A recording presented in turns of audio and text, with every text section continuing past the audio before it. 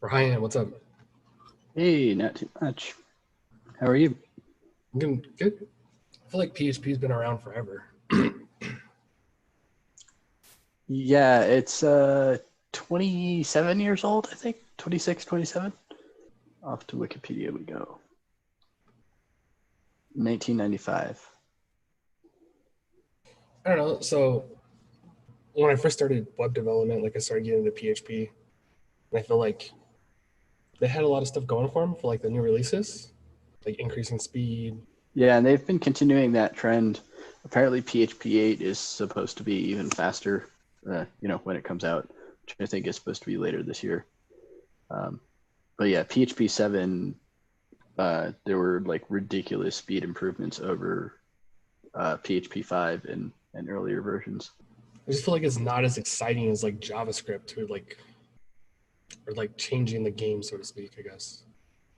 Yeah, well, I think part of it is it has been around for so long, Hmm. and PHP has always been interested in backwards compatibility, Hmm. which means that super old stuff that you wrote in PHP, you know, 10, 15 years ago will still run in modern PHP.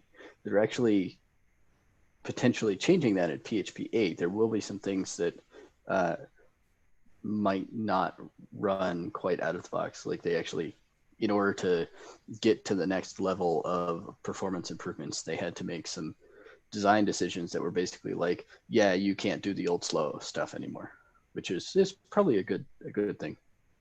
Uh, but it does mean that like it doesn't have the new hotness aspect of it, right? That Hmm. Node.js, even though JavaScript has been around for a while, it hasn't been Node.js, right? And Right. Node.js is new and cool, and Express is new and cool, though apparently it's not the new hotness anymore. There's something newer and cooler that's Hmm. been around, months instead of years, right? And then you've got, a few years ago, it was Ruby on Rails because that was the new thing. And all of these things have like really snazzy logos and really well designed websites and, uh, you know, these communities of a bunch of people who like haven't written code in anything else that rallied around these platforms. So now they're really excited about it and they just get all this momentum. And then of course something else comes out and they all shift over to that. JavaScript, everybody's doing it and everybody's building their own thing. So every week there's a new JavaScript framework that comes out, and there's all this excitement around it. And PHP just doesn't have that, right? Its logo is an elephant. It's hard to look at an elephant and think, "Ooh, that's cool," right? So I think that it's tough to find uh, yeah, that excited community around the language, that is kind of, I mean, it's good that it has that history because it means it's pretty stable, but it does lose out in the coolness factor. And then I think there are also things like WordPress and Drupal and the things that PHP has been used for a long time. um, and there are communities that rally around those platforms that don't rally around PHP as a language because you can build, bless you, you can build uh, your website on top of WordPress without touching any PHP, right? It's all point and click. It's all download plugins, install themes. You don't have to actually be a programmer in order to use those platforms. So I think, you might go to maybe there's a WordPress meetup around here, but you'll find, WordPress developers that are all about the plugins and the themes and less about the PHP stuff. That's my suspicion anyway.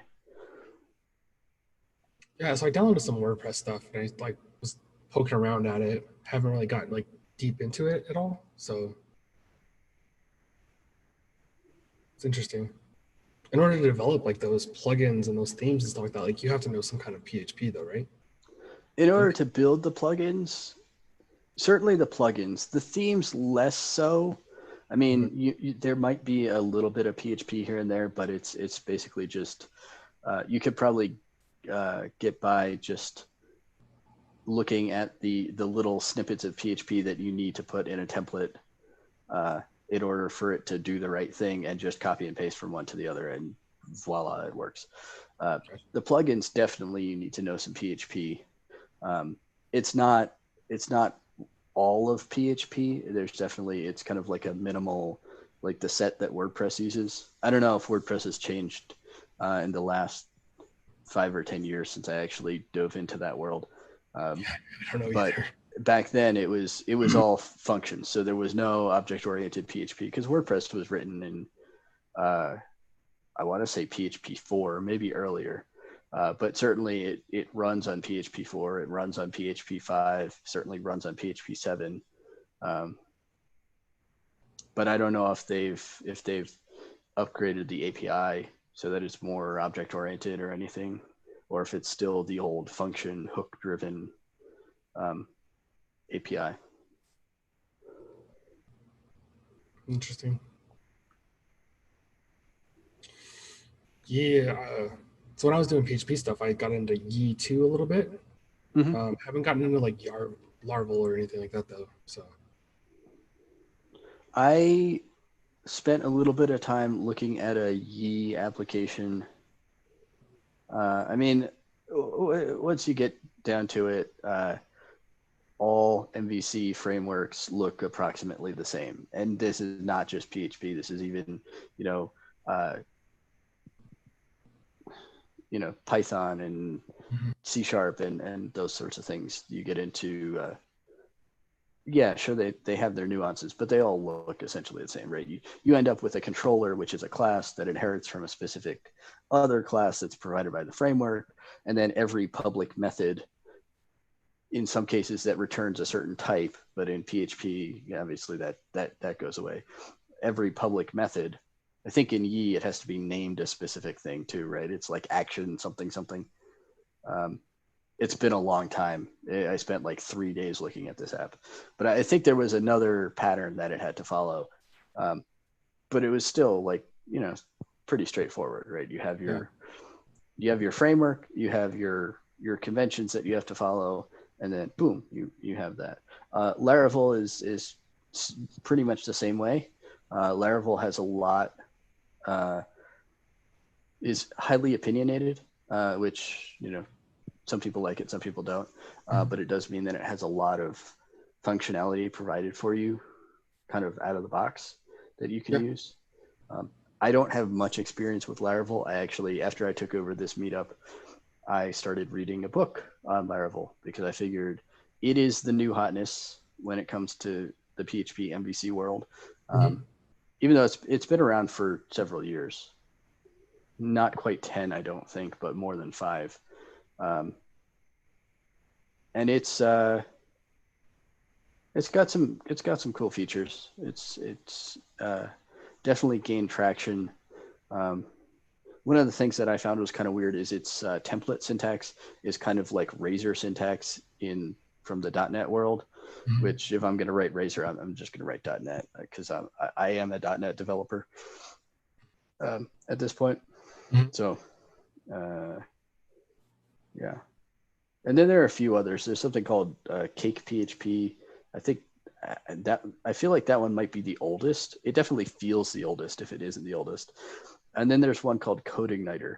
And at the time when I used it, it felt pretty new, highly opinionated, like very. One of the things that frustrated me, honestly, about MVC frameworks, PHP MVC frameworks at that time, was that I couldn't take a PHP application that I'd written not using an MVC framework and then just splice in an MVC framework and then kind of gradually move over in a very like agile fashion. So I wrote my own. That was the main motivation behind me writing my own. Was I didn't like any of the ones that I found because they all seemed very heavy and highly opinionated and wouldn't allow me to easily just like, oh, also Composer either didn't exist at the time or was extremely new and did not work nearly as well as it does now. But I couldn't like Composer require CodeIgniter and do nothing else and still have my app work. Mhm. I would have to compose or require CodeIgniter, copy everything over into CodeIgniter directories, and refactor it to actually be controllers and models and views, and then it would work. And I wasn't interested in that because I was dealing with, production stuff Right. that still needed to work. And I wanted to continue making changes to it, adding features, fixing bugs. I couldn't stop development on the project just to convert it all over to CodeIgniter, even though I knew, moving it over to an easier framework would Mhm. mean that future development would be quicker. But a lot of these projects were, Times. like, yeah, pretty much, because they were a lot of contracts, right? So, someone who's hiring a consultant to write a bunch of code, they're not going to pay you to refactor a bunch of stuff Mhm. to actually work on the stuff they care about. They want you to work on the stuff they care about.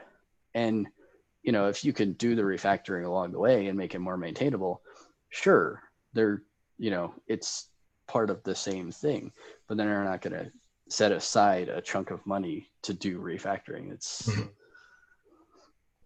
unless you're really good at selling that sort of thing, which, I mean, you could be, but still, it's still, um, especially back then, refactoring didn't quite have the same Skill. value associated with it as it does now. I think people are starting to realize that when you make code more maintainable, it becomes more valuable.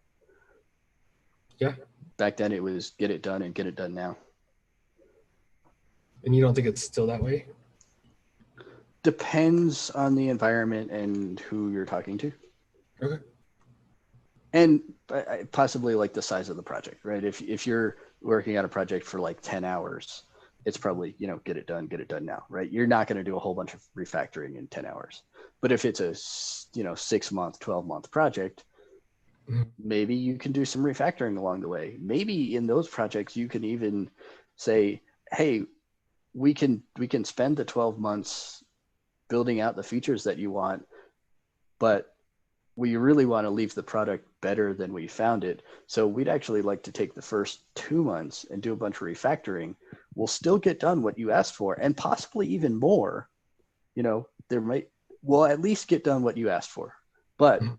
if you let us do this refactoring, there's a chance that you'll get more than what you paid for. Um, then you might be able to get some refactoring. Oh, and by the way, this project will be better than it was when you gave it to us, quality wise, not just feature wise. So what about this future of PHP? Yeah. So the future of PHP. Um, I feel kind of weird with an audience of one. Not gonna lie, but the Sorry. future of PHP. I didn't really have anything super prepared, no slides or anything like that. I just figured, have a discussion, and I'd throw my thoughts out there and let people, argue with me, disagree, throw other ideas out there. But basically, this came out of a question from the last one of these, which had 2 attendees. So we're going down in our attendance numbers. But it was basically, what the question was: what is the future of PHP? And I didn't really have an answer prepared then either, because it kind of came out of the blue. And I think I said something like, I have looked into what some of the features that are coming in PHP 8. And one of them that I was really excited about was something called foreign function invocation, which is basically like a really quick and easy way to talk to C code from PHP, which basically opens up this whole world of interop that didn't really exist previously, because currently, PHP 7 and before, in order to interop with a C or C++ library, you'd have to wrap it in a PHP plugin. You'd have to actually write C or C++ code to kind of expose the functions the library provides into the PHP runtime, and then Mhm. you import that as a PHP module, and then you're off to the races. But with this foreign function invocation thing, you can basically kind of like include an SO directly, which sounds pretty cool. which that opens up a whole world of possibilities. I thought one opportunity might be like, GUI programming, right? Interface with a C or C++ GUI library, and then use PHP, nice, fun, dynamically typed, weakly typed, magically works all the time sort of thing, and build like quick little GUI applications so that you don't have to build this, full-fledged C, C++, C Sharp, Java, all of those languages are kind of big and clunky. And sure, you could do like Python with TK or something, or, back in the day, Perl and TK, or, whatever. Or I guess you could do GTK plus from Python as well, but that still feels kind of clunky. So I feel like there's an opportunity for PHP there. But I really do think that PHP is probably always going to have a good stronghold in the web. Even with, more enterprisey platforms like, Java, J2, EE, whatever. Which is actually, I've done Java back in the day, and I kind of want to learn more about what's new in Java, over the probably 10 years at least since I was really paying attention to it, because I think they've done some cool stuff as well. But that's still like it's kind of branded and got the stigma of being like more enterprisey and big and bloated and that sort of thing. Not that PHP is the complete opposite of that, fast and sleek, and that's your Node.js stuff. But I think PHP will still be around in the web world. I think it definitely seems to have a good foothold in the CMS market, right? WordPress, Drupal, Joomla, those guys. So I think it'll continue to be there, but I think it'll be more of continuing to capitalize on the areas where it's always been strong, as opposed to necessarily finding new new avenues. Like I don't expect to see anyone writing PHP apps for Raspberry Pis, right? That's I don't really see that. It's still kind of weird to me that people are writing JavaScript and Python for Raspberry Pis, but it's less weird, right? Yeah. I don't think anyone's going to be writing Windows services in PHP anytime soon. It's just not. It seems incongruous. Yeah. It does. Yeah. Not that you couldn't do it. You totally could. It's just, I don't know why you would. So like when I originally started out with like this whole process, like web development, like I said, I did a little bit in PHP. It was a while ago, a year and a half ago. So I've been out of it for a little bit, but I worry about the security measures, I guess, with like Node.js, and like how secure is like this Node server versus like the PHP server that's been around for a while. And I feel like PHP's definitely got like a lockdown on like their security more so than like the Node.js stuff. But I don't know enough to talk about it, I guess. So I think this is kind of an interesting topic for me, because I've strangely been spending a lot of time in this area, both my last job and now my current job. Doing a lot with security testing, penetration testing, that sort of thing. Really cool area. Like I'm amazed at these tools that people have built to like automatically scan websites and show you all your well, not all, but as many vulnerabilities as they can find. Some of the attacks they come up with, I think, are really clever, and they're not necessarily like crazy complicated. Like you look at them and you're like, oh yeah, that makes sense, but they're also not necessarily the things you would think of to do just like typing stuff into a web browser. But ultimately, I think it boils down to the development effort. So I think you could definitely make a Node server insecure. You could definitely make a PHP server insecure. That like even even if you did use some of the newer PHP APIs, like so the way to access MySQL databases, right? The newer versions, they kind of recommend that you do things a certain way to avoid SQL injection, whereas the old ones, everybody just concatenated strings.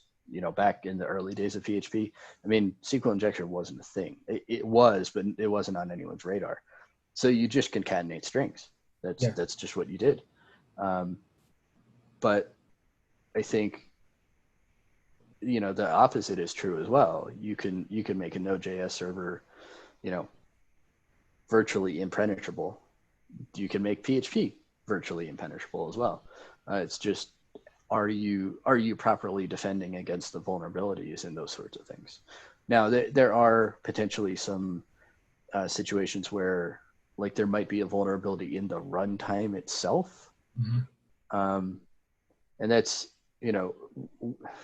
this isn't really the runtime itself, but kind of the analog for WordPress is that WordPress is the platform, and every version of WordPress, there are vulnerabilities that get found eventually, right? And that's, just because you've built a WordPress site doesn't mean you did something that made WordPress vulnerable, right? If the version of WordPress that you're using has a vulnerability, there's really nothing you can do about that other than upgrade the version of WordPress when the vulnerability is fixed. Same thing with PHP and Node, though I think they're probably less of an attack surface, just because both of them are written in their foundational layers in strongly typed languages. So it's potentially prevents you from accidentally writing certain classes of vulnerabilities. That's one of the arguments against weakly and dynamically typed languages, is that you can sometimes do weird things that aren't really what you intend to do, but they kind of work and you don't notice them because most of the time they work. It's not really a necessarily a good argument, and there are certainly counter arguments to that. But I think, this maybe in the early days of Node there might have been more vulnerabilities. I don't really know, just because it was new, like very new. But at this point, there have been so many new versions, and Node itself is actually pretty old now. It's like 10 years old, 11 years old, I want to say. So I think it's old enough to be pretty stable, and the community is large enough that someone's probably noticed 99.9% of the potential security vulnerabilities, and if the one pops up, they'll fix it pretty quick, and just make sure you update. Same thing with PHP, right? Interesting. Yeah. Sorry, I'm just looking at this website on like the PHP 8 features that are coming out. Yeah, I think I might actually do a meetup on like what's new in PHP 8. I was planning to do it a few months ago, but then I looked up the planned release date for PHP 8 and saw that it was the end of this year at that time. I don't know if it's been pushed back even further because of the pandemic. But it was so far in the future that it was like, yeah, I'm not going to do that. I'm not going to install a super beta version of PHP 8 on anything and spend the time doing it. And a bunch of other stuff was going on at the time, so it didn't really work into my schedule anyway. But eventually I do want to do a presentation on what's new in PHP 8, or what will be new in PHP 8, because I do think there are some cool features in there.